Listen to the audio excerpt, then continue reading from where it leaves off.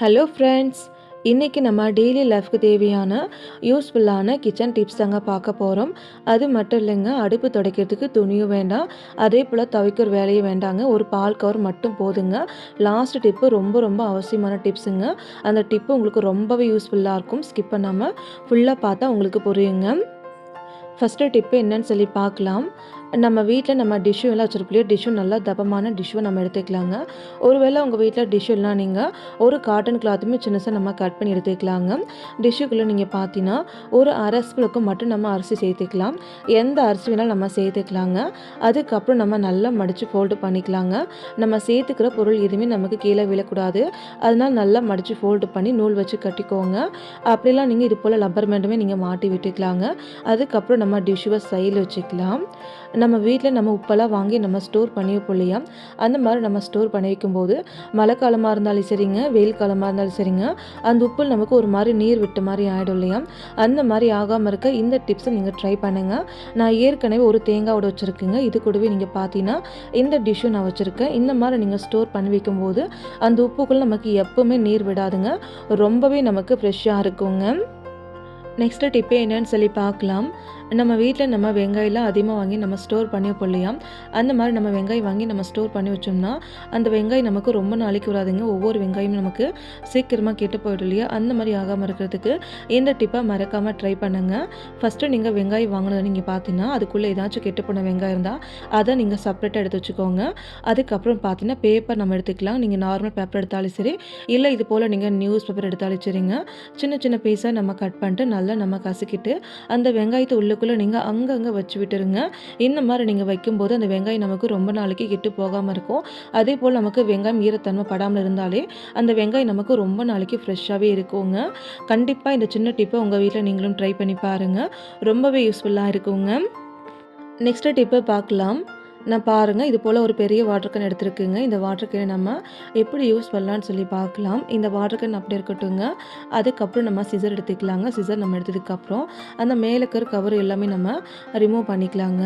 மேலே இருக்கிற கவர் ஃபுல்லாக நம்ம ரிமூவ் பண்ணதுக்கப்புறம் ஒரு கத்தி எடுத்துக்கலாங்க. கத்தி எடுத்து அடுப்பில் லைட்டாக ஹீட் பண்ணிவிட்டு இந்த வாட்டர் கேன் மேலே பாருங்கள் லைட்டாக நீங்கள் கட் பண்ணி விட்டுருணுங்க. லைட்டாக கீரல் மாதிரி நீங்கள் கட் பண்ணி விட்டால் போதும். இந்த மாதிரி நம்ம கட் பண்ணதுக்கப்புறம் நம்ம சிசர் எடுத்துக்கலாங்க. சிசர் எடுத்துகிட்டு அதுக்கப்புறம் நம்ம இந்த வாட்டருக்கு நம்ம ரவுண்ட் ஷேப்பில் நம்ம கட் பண்ணி நம்ம எடுத்துக்கலாங்க.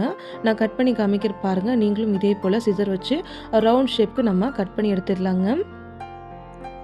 பாருங்கள், இப்போ நம்ம ரவுண்ட் ஷேப்புக்கு நம்ம கட் பண்ணி எடுத்தாச்சுங்க.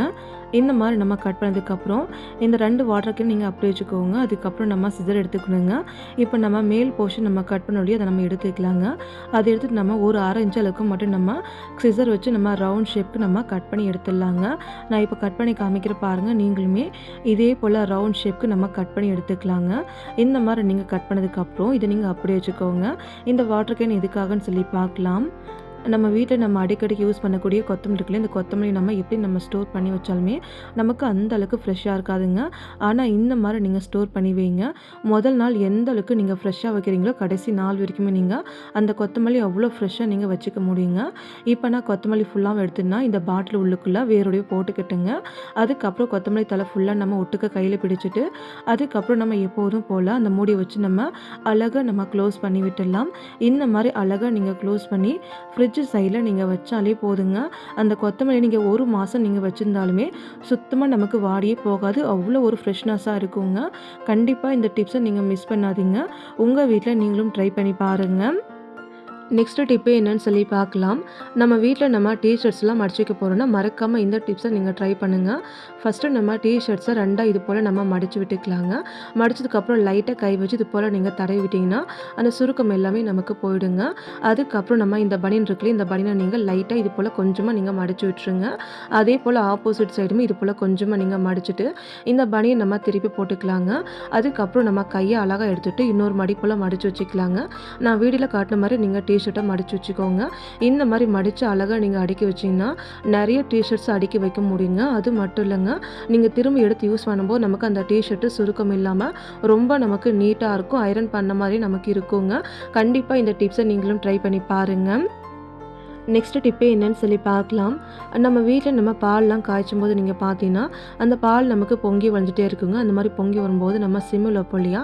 அந்த மாரி நம்ம அடுப்பில சிம்மில் வச்சாலுமே, அந்த பால் நமக்கு பொங்கி வழிஞ்சிட்டே இருக்குங்க. அந்த மாரி நமக்கு மேலே பொங்கி வரும்போது, இந்த மாரி நீங்க மரத்தாலனா ஒரு தோசைக்கை நீங்க வச்சுட்டீங்கன்னா, அந்த பால் நமக்கு பொங்கி வரும்போது நீங்க பார்த்தீங்கன்னா, அந்த தோசைக்கை மேல் பட்டு அப்படியே நமக்கு அந்த பால் நமக்கு கீழ இறங்கிருங்க.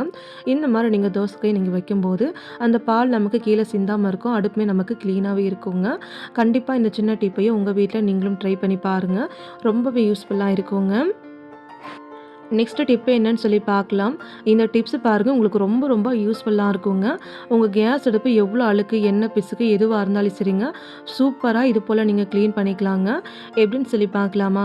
ஃபர்ஸ்ட்டு நம்ம கேஸ் மேல இருக்கிற ஸ்டாண்ட் ஃபுல்லாவே நம்ம எடுத்துடலாங்க. இந்த மாரி நம்ம ஸ்டாண்டு ஃபுல்லா நம்ம ரிமூவ் பண்ணதுக்கப்புறம், கேஸ் அடுப்பு கிளீன் பண்ணதுக்காக நீங்க பார்த்தீங்கன்னா, ஒரு கொஞ்சம் போல மட்டும் நம்ம கோதுமை மாவு எடுத்துக்கலாங்க. கோதுமை மாவு எடுத்து நம்ம அடுப்பு மேல எல்லா பக்கம் நம்ம ஸ்ப்ரெட் பண்ணி விட்டுக்கலாங்க. நான் இப்ப பாருங்க கோதுமை மாவ எல்லா பக்கம் இது போல் நான் ஸ்ப்ரெட் பண்ணி விட்டுக்கிட்டேங்க. அதுக்கப்புறம் நம்ம பால் கவர் எடுத்துக்கலாங்க. நம்ம வீட்ல இது போல் பால் பாக்கெட்லாம் யூஸ் பண்ணிவிட்டு அந்த கவரை நம்ம தூக்கி போடுவோம் இல்லையா? இனிமேல் நீங்கள் தூக்கி போடாமல் இந்த மாதிரி நம்ம யூஸ் பண்ணிக்கலாங்க. இந்த பால் பாக்கெட் பாருங்கள் ஃபுல்லாக நம்ம இந்த மாதிரி உள்ளுக்குள்ளே கை வச்சு இது போல் நம்ம திருப்பி விட்டுக்கலாங்க. அதுக்கப்புறம் நம்ம பால் கவரை கைக்கு க்ளவுஸாகவே நம்ம மாட்டி விட்டுக்கலாங்க. இந்த மாதிரி நம்ம பால் கவரை கையில் மாட்டினதுக்கப்புறம் அதுக்கப்புறம் நம்ம கேஸ் ஸ்டவ் மேலே மாவு நம்ம ஸ்ப்ரெட் பண்ணிருக்கோம் இல்லையா? அந்த மாவு வச்சு நம்ம கேஸ் அடுப்பு ஃபுல்லாக நம்ம தொடச்சிக்கலாங்க. இந்த மாதிரி நீங்கள் கோதுமை மாவு வச்சு நீங்கள் க்ளீன் பண்ணும்போது எப்பேற்பட்ட பழைய கேஸ் அடுப்பாக இருந்தாலும் சரிங்க, அந்த கேஸ் அடுப்பு க்ளீன் பண்ணி முடிச்சதுக்கப்புறம் அந்த அளவுக்கு பளிச்சுன்னு மாறி இருக்குங்க. இப்போ நான் பாருங்கள் எல்லா பக்கமும் கோதுமை வச்சு நல்லா நான் தேய்ச்சி விட்டுக்கிட்டுங்க. இந்த மாதிரி நம்ம தேய்ச்சதுக்கப்புறம் அந்த கோதுமை மாவு எல்லாமே நம்ம ஒரு ஓரமாக நம்ம தள்ளி விட்டுடலாங்க. இந்த மாதிரி நீங்கள் பால் கவர் யூஸ் பண்ணிக்கலாம். நம்ம நிறைய பேர் பால் கவர் நம்ம தூக்கி போடுவோம் இல்லையா? அந்த மாதிரி தூக்கி போடாமல் இந்த மாதிரி நம்ம யூஸ் பண்ணிக்கலாம். இந்த பால் கவரை கலத்தி நீங்கள் அப்படியே ஒரு ஓரம் நீங்கள் வச்சுக்கோங்க. அதுக்கப்புறம் நம்ம ஒரு கப் எடுத்துக்கலாங்க. கப் எடுத்துகிட்டு ஒரு கொஞ்சம் போல் மட்டும் நம்ம ஷாம்பு ஊற்றிக்கலாங்க. நீங்கள் எந்த ஷாம்புனாலும் நீங்கள் ஊற்றிக்கலாங்க. அதுக்கப்புறம் நம்ம கொஞ்சம் போல் மட்டும் நம்ம தண்ணி ஊற்றிக்கலாங்க. அதுக்கப்புறம் நம்ம கை வச்சு நல்லா நம்ம கலந்து விட்டுடலாம். இப்போ நம்ம பால் கவர் வச்சுள்ளி அந்த பால் கவர் மறுபடியும் எடுத்து நம்ம கையில் நம்ம மாட்டி விட்டுடலாங்க. அதுக்கப்புறம் நம்ம கலக்கி வச்ச லிக்விடை கேஸ் மேலே கொஞ்சமாக நீங்கள் அங்கங்கே ஊற்றிட்டு கை வச்சு இது போல் ஒரு டைம் எல்லா பக்கமும் நல்லா நம்ம இந்த மாதிரி நம்ம தேய்ச்சி விட்டுடலாங்க. ஒருவேளை உங்கள் கேஸ் அடுப்பு ரொம்ப அழுக்காக இருக்குது, ரொம்ப கரை இருக்குன்னு நீங்கள் நினச்சிங்கன்னா நம்ம நார் எடுத்துக்கலாங்க. நான் இப்போ பாருங்கள் நார் எடுத்துக்கிறேன். நார் எடுத்து நம்ம கேஸ் அடுப்பு மேலே எல்லா பக்கமும் எல்லா மூலையுமே நீங்கள் இந்த மாதிரி வச்சு நீங்கள் தேய்ச்சிக்கலாம். இந்த மாதிரி கைக்கு பால் கவர் போட்டு இந்த மாதிரி நீங்கள் தேய்க்கும்போது கையில் நமக்கு எங்கேயுமே கிராச்சஸ் ஆகாது. ரொம்ப ஈஸியாக நம்ம கேஸ் அடுப்பை நம்ம க்ளீன் பண்ணிக்கலாங்க. இப்போ நம்ம கேஸ் அடுப்பு ஃபுல்லாகவும் எல்லா பக்கமும் ஒரு டைம் நல்லா நம்ம க்ளீன் பண்ணிக்கலாங்க. பாருங்கள் எல்லா பக்கமும் நல்லா நம்ம தேய்ச்சி க்ளீன் பண்ணியாச்சு. அதுக்கப்புறம் நம்ம பால் கவரை சைடில் வச்சுக்கலாங்க. இப்போ நம்ம கேஸ் அடுப்பு துடைக்கிறதுக்காக துணி எடுக்கலைங்க. துணியால் நான் பை தாங்க எடுத்திருக்கேன். நம்ம கடைக்கெல்லாம் போனால் துணியெலாம் வாங்கும் இல்லையா? அது மாதிரி துணி வாங்கும்போது குட்டியை நமக்கு சின்ன பை மாதிரி போட்டு தருவாங்க. அந்த மாதிரி பை நம்ம எடுத்துகிட்டு அழகாக நம்ம கட் பண்ணி கேஸ் துடைக்க யூஸ் பண்ணிக்கலாங்க. நான் இப்போ பாருங்கள் அழகாக நான் துடைச்சி காமிக்கிறேன். நம்ம ஒரு டைம் துடைக்கும் போது நீங்கள் பார்த்தீங்கன்னா அந்த நுரை தண்ணி எல்லாமே நமக்கு நல்லாவே அப்சர்வ் பண்ணிக்குதுங்க. இந்த மாதிரி நீங்கள் துடைச்சி முடிச்சதுக்கப்புறம் ஒரு டைம் தண்ணியில் நல்லா நனைச்சி நம்ம இந்த பையை நல்லா நம்ம புழிஞ்சிட்டு வந்துடலாங்க. பாருங்கள் தண்ணியில் நல்லா நனைச்சி நான் புழிஞ்சிட்டு வந்துட்டேன். இப்போ நம்ம மறுபடியும் கேஸ் அடுப்பு மேலே எல்லா பக்கமும் ஒரு டைம் நம்ம தொடச்சி எடுத்துக்கலாங்க. இந்த மாதிரி பையை வச்சு நீங்கள் க்ளீன் பண்ணி பாருங்கள். நமக்கு வேலை ரொம்ப ஈஸியாக முடியும்.